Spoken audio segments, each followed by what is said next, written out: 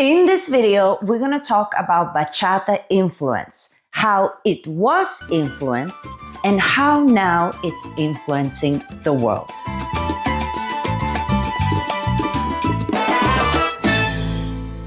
Hello, my beautiful subscribers. Rasa the dancer is here, and we have an awesome topic today, bachata influence. Of course, bachata has been influenced by so many things, and at this particular moment, it is hard to find a place that wouldn't know bachata.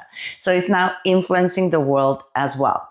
Now, I have few thoughts about this. I'd like to share with you a little bit of education about what I think about the bachata influence topic. But of course, in the end of the day, I really care about what you think, because you might know something that I don't, and I'm always learning. And I'm sure a lot of people who is watching these videos, they love reading the comments and knowing more about the topics that we talk about. So without further ado, let me share my thoughts about bachata influence. So if you have been a subscriber in this channel for a long time, I'll be surprised if you don't know this already. But if you're new and you're watching this for the first time, maybe you need to hear this. But bachata has existed for a really long time. And of course, it originated in Dominican Republic.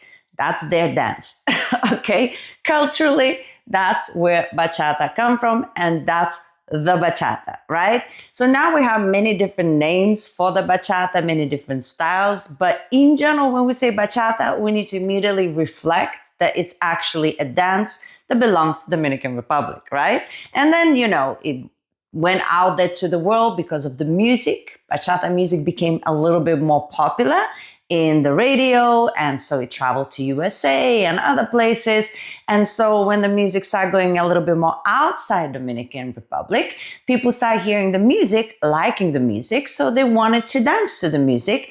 And some places, they were not necessarily picking up all of the authentic Dominican steps immediately. Like in England or in other places in Europe, we couldn't necessarily mimic the exact bachata that they dance in Dominican Republic. But the salsa has already been around for quite a while. So we knew salsa. Now we're learning the bachata. So we added a lot of salsa turn patterns, a lot of turning moves into the bachata that we were hearing and into some of the steps that we managed to pick up. So that was, imagine, before the time that YouTube existed. So it's not like we could just watch what we should do. So somebody went somewhere, learned something, brought it back. So that's how it started. And so you had the bachata moderna that developed as a bachata in Europe, where there's some bachata footwork that resembles Dominican bachata. And then we put a lot of turns in it from salsa, and it became bachata moderna. Then also in some European countries, ballroom was very popular because ballroom had tango, and tango little elements. We could fuse them very easily with bachata. There was few music that came out that is bachata tango music, like bachata congos and the rhythm, and then the tango little feel. And so we had some bachata tango influence happening, and some moves and dancing as a style developed. But in general, bachata originated from Dominican Republic. And so it was pure. It was the dance from the streets, the dance from the places where they go have a drink and, unwind, and where the nightlife happens, and they meet some girls. The girls meet the guys meet the girls. It wasn't very popular until much later in Dominican Republic. It was kind of frowned upon. It was kind of like when you go to seedy bars, that's what they would play. But then later, of course, things shifted and changed and so on and so forth. So it has a huge background culturally, but once it starts traveling with the music and the dance itself to other places, of course, it started slightly changing and other things started influencing it, which we're going to talk about next. So now the dance has migrated, and we have the bachata moderna with the turn patterns. We have a little bit of bachata tango. It's still not as popular as salsa. Salsa still is running the show. It's still everywhere much more than bachata was.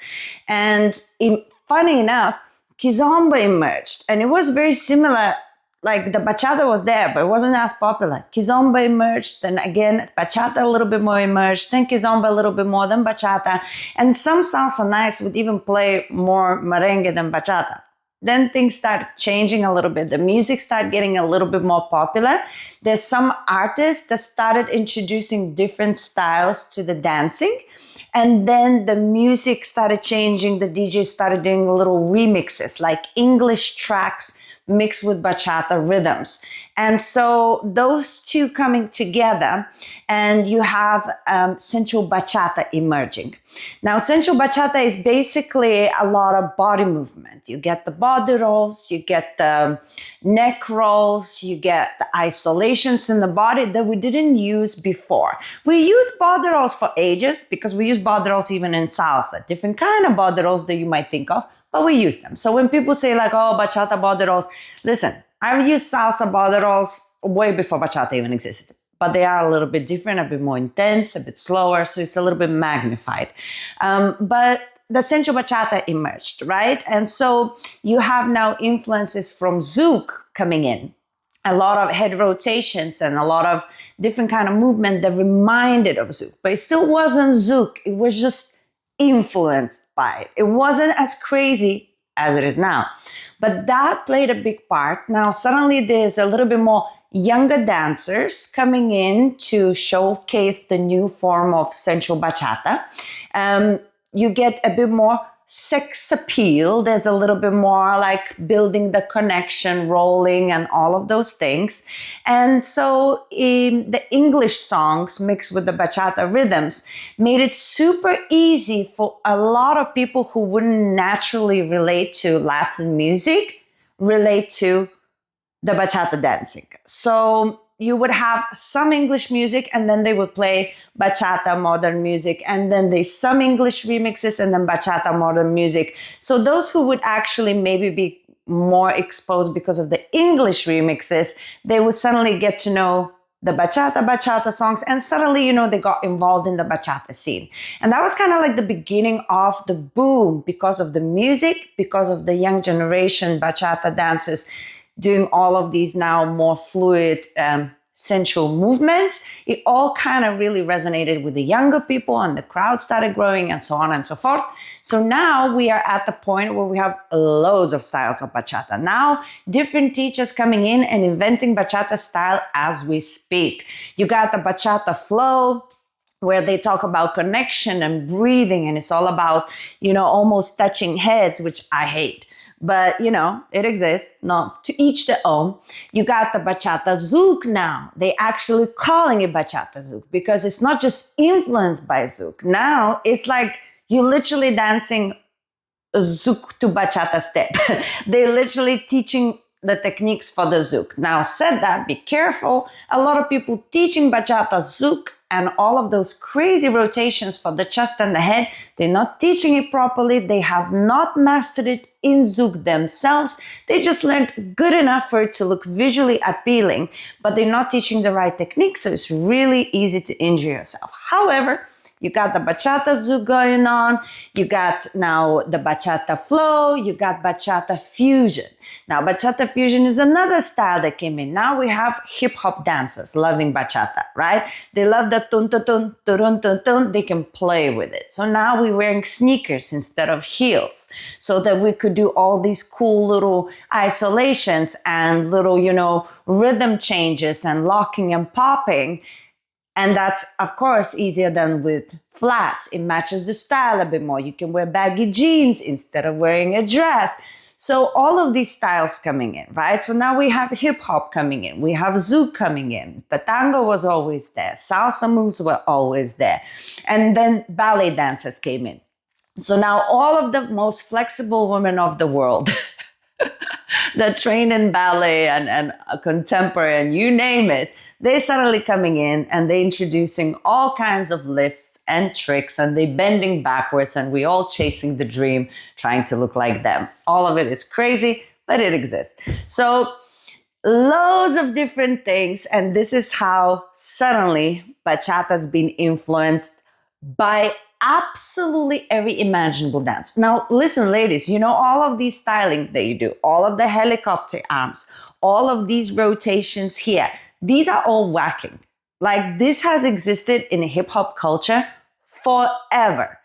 They come in, They learned these, they already knew all of those arm motions. They incorporated in bachata. Voila. Is it bachata? No, because bachata is in Dominican Republic. But is it the bachata we know now? For sure. Now let's talk about what in the end of the day happened to bachata. And what happened, whether you like it or not, and everybody has their own opinion about it, it's actually now everywhere, right?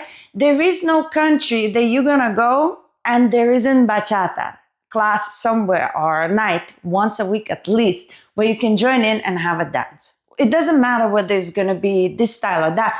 The bachata will be there, some sort of bachata, some sort of style. If you are traveling, the bachata is playing everywhere. In the coffee shop, you will hear it. On the radio, you're gonna hear it everywhere. The Latino singers, the ones that we used to sing reggaeton, singing bachata now. Everybody's making records. That's why we have so much new music coming out, because there's enough crowd supporting the music. So all of the famous dances, like singers, like Shakira, made the song Deja Vu, so there's so many that now transforming and making bachata records as well. So we have new music coming out because there's demand, and because now even the famous people who would sing completely different music trying to make bachata records. So bachata is now influencing absolutely every corner, including Lithuania. People love bachata in Lithuania, it's crazy. They love kizomba more. Interesting. Anyway, and so it's now actually taking over the world. The bachata is now being danced by everybody, on Instagram, on TikTok, you will see even people who don't really necessarily dance bachata, but they will have a dance when the bachata is playing.